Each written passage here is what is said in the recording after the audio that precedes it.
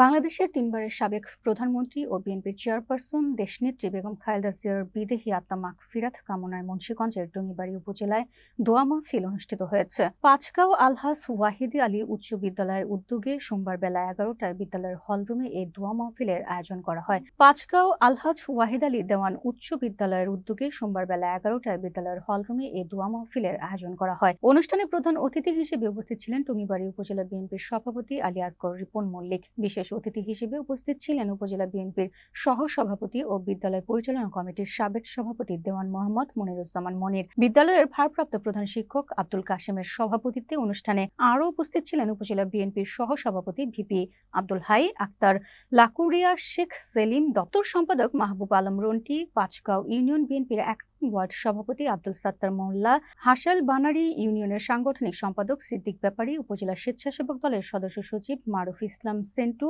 জেলা ছাত্র দলের সাংগঠনিক সম্পাদক মাহবুব মল্লিক, বিক্রমপুর টুঙ্গিবাড়ি ডিগ্রি কলেজ ছাত্র দলের সভাপতি নিশাদ, সাবেক আহ্বায়ক তানভীর মল্লিক, এছাড়াও জেলা ও ইউনিয়ন বিএনপি ও অঙ্গ সহযোগী সংগঠনের বিভিন্ন পর্যায়ের নেতাকর্মীরা। দোয়া মাহফিলে খালেদা জিয়ার আত্মার মাগফিরাত, দেশের শান্তি, গণতন্ত্র পুনরুদ্ধার এবং বিএনপির প্রয়াত নেতাকর্মীদের আত্মার শান্তি কামনা করে মোনাজাত করা হয়। সবশেষে বিদ্যালয়ের স্থানীয় মসজিদের ইমাম দোয়া পরিচালনা করেন এবং দোয়া শেষে উপস্থিত সকলের মাঝে তোবারক বিতরণ করা হয়।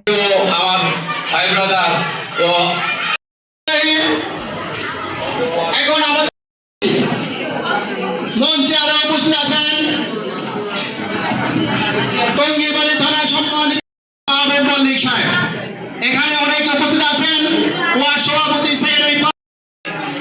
সভাপতি বিএনপি জনাব আক্তাউল্লাহ করিয়া সাহেব,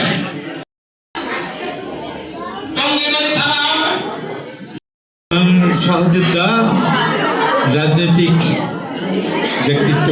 তিনি বলেছেন যে আগামী দিনে আমরা বাংলাদেশ জাতীয়তাবাদী দলের নেতাকে যেন ভোট দিয়ে বিপুল ভোটে নির্বাচিত করতে পারি।